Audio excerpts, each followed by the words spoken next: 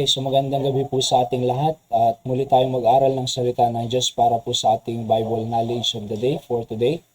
Let's pray first. Dakilang Diyos, salamat po sa inyong salita na aming pag-aaralan. Muli, patuloy niyo kaming tulungan at patuloy na makita namin ang presensya ninyo at mapalapit po ang aming pananampalataya, ang aming sarili sa inyo, Panginoon, upang mas ma-encourage pa po kami na maglingkod at magawa ang mga gusto nyo ipagawa sa amin. Pagpalain niyo po lahat ng nakikinig sa gabing ito. Ito po ang aking dalangin sa pangalan po ng Panginoon Jesus. Amen.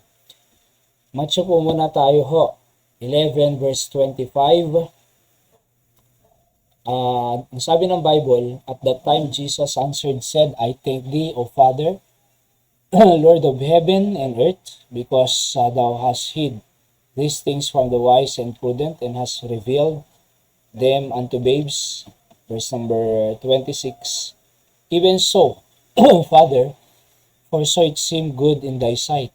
All things are delivered unto me of my Father, and no man knoweth the Son, but the Father, neither knoweth any man the Father save the Son, and he to whomsoever the Son will reveal him. Come unto me, all ye that labor and are heavy laden, and I will give you rest. Yan po ang pamagat natin.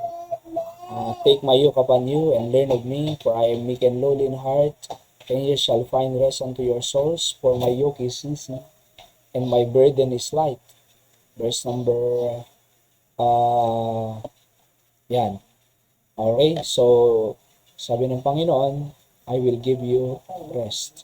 Kaya merong divine invitation ng ating Panginoong Jesucristo sa lahat po ng nahihirapan na nagle-labor at merong dinadalang kabigatan sa kanilang buhay. Ang sabi ng Panginoon, pumunta kayo sa akin because I will give you rest. At alam niyo po, sa panahon talaga na nahihirapan tayo at nabibigatan, ay magpahinga lang. Okay, hindi yung magquiquit or magtatampo or mag-aaway, kundi magpahinga lang. Tingnan niyo po yung yung asawa na galing sa trabaho, pagod na pagod, 'di ba? Pagdating sa bahay, galit na galit. Bakit? Kasi pagod ako. Dito sa bahay parang walang nagtatrabaho. So galit na galit siya eh. Ang kailangan niya lang po ay ipahinga niya yung kanyang pagod. Hindi naman kailangang sumigaw, 'di ba, sa asawa dahil pagod. So, hindi mo kailangang sigawan ang iyong asawa dahil pagod eh. So, ipahinga mo lang. Kasi pag nakapagpahinga ka, mare-recharge ka. At magiging maayos muli ang kaisipan mo. So, dahil lang po yan sa pagle-labor at kabigatan na dinadala. So, pumunta tayo sa ating Panginoon. Bakit? Ini-invite niya naman po tayo na sabi niya, come unto me, all ye that labor and heavy laden, and I will give you rest. And the Bible says, take my yoke upon you and learn of me. At I am meek and lowly in heart, for ye shall find rest unto your soul. So, sabi ng Panginoon, my yoke is easy. Diba? Dito po sa verse 30, for my yoke is easy and my burden is light.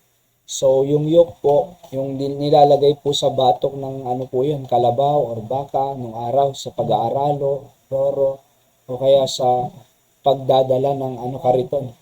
So, kinakailangan po, dalawang kalabaw po nung araw kinakailangan po, pantay yung yoke na yan sa dalawang kalabaw. See? And, kung hindi pantay yan, mas mabigat talaga yung isa. Pero sabi ng Panginoon, my yoke is easy. Magaan lang yung aking yoke. And my burden is light. Kaya nga po, pag sabi ng Panginoon na come unto me, pag may kabigatan ka, so pag dinala mo sa Panginoon yan, sabi ng Panginoon, my yoke is easy. Magaan lang. My burden is light. So magaan. Alright? So ang Panginoon na po, ang babuhat niyan para sa atin. Okay? At siya na rin po ang magbibigay ng rest sa atin. So pag nagpahinga ka sa Panginoon at pagka nagising ka na, recharge ka na naman. Nakakapagtrabaho muli sa atin. Tayo. So kaya nga ang pinakasolusyon po ay hindi po mag-quit or mag-away or hindi po para makipagtalo, di ba? And hindi po magtampo or hindi po kung ano-anong nagagawa. Ang pinakasolusyon lang po is come to me, sabi ng Panginoong Yesus, because I will give you rest. At pagka binigyan ka ng rest, makakapagpahinga po tayo sa Diyos. Kaya bigyan po natin panahon ng Panginoon. Hindi pa naitrabaho. Ang alam niyo po, pagka wala kang salita ng Diyos na papakinggan, panay trabaho, papagod ka talaga eh. Yung ang makina nagpapahinga. Yung ang kalabaw, nagpapahinga eh. Oo. Yung ang baka, di ba, nagpapahinga. Yung elepante nga, nagpapahinga. Makina nga nagpapahinga. Ikaw pa kaya? Tao lang po tayo.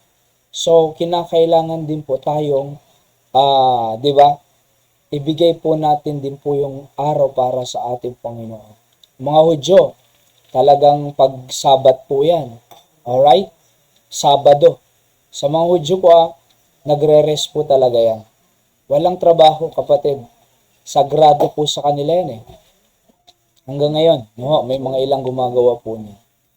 At kahit mga lupain po nila, okay? At the 7th year, okay, ulitin ko po at the 7th year ng kanilang lupain, hindi po nila tinatamnan yan Bakit? Pinagpapahinga rin po nila yung lupain po nila bago tamnan the other year. At the 7th year, hindi po yan tinatamnan. Okay? So, lupa nga nagpapahinga Kaya alam nyo po, ganun din po tayo. Hindi pa trabaho ng Sunday, kahit Sunday may trabaho ka. Monday hanggang 7 days.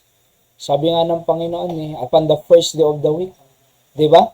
Pumunta rin po tayo sa church. Oho, sapat na nga yan Lunes hanggang Sabado.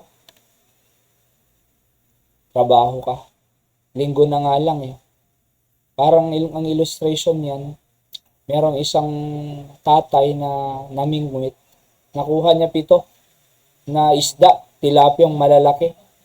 Nung nakasalubong niya yung binata, ay halika dito, sabi niya, kumusta, may kakainin ka na ba? Wala pa. Sige, kunin mo na tong 6. Akin na lang tong isa. Okay na to sa akin. So, binigay niya yung 6. Nung nakalayo na sila, at lumingon yung binata sabi niya, pwede akin na rin yung isa. So, binigyan na nga ng 6, kukunin niya pa yung isa. So, ganun din po yan ang picture niyan. 7 na nga lang, 7 araw, sa Diyos po yan, ginawa po niya yan, sa Kanya yan. 6 na nga magtrabaho ka, mag-aral ka, magsimba ka rin di ba? Rest po yun. Hindi pwede pong trabaho ng trabaho, aral ng aral. May stress ka, mapipressure ka, magpapakamatay na lang po ang tao. Bakit? Stress, pressure, walang outlet ang kanyang pagod. Kaya alam niyo po, sabi ng Panginoon, come unto me. Pumunta rin po tayo sa Kanya. Mag-worship doon po tayo sa Kanya. Di ba? At yung Sunday po, hindi lang po Sunday morning yan. Maghapon po yan. Alright? So, napakahalaga po yan. Okay? So, bibigyan ka ng Diyos ng rest. Kahit pagpapalain ka pa ng ating pong Panginoon. Alright? Tayo manalangin. Dakilang Diyos, bless niyo po lahat ng aming napakinggan sa gabing ito, sa lahat ng nakinig. Sama sila naroon, patuloy silang abutin ng mga pangangailangan spiritual at ganun din po ang kanilang pamilya. Muli, ito pong aking dalangin. Pasalamat sa pangalan po ng Panginoong Yesus. Amen. Muli, magandang gabi po sa lahat ng nakikinig. Sama po kayo naroon. Ilocos Norte, Ilocos Sur, dito sa Candon, and sa Pangasinan, sa Bulacan, sa Pampanga, and din po sa South Korea, dyan sa Singapore, sa Asia, at sa Amerika po, iba-ibang lugar. Diyos pong magpala sa inyo. God bless you po. Magandang gabi po sa ating lahat.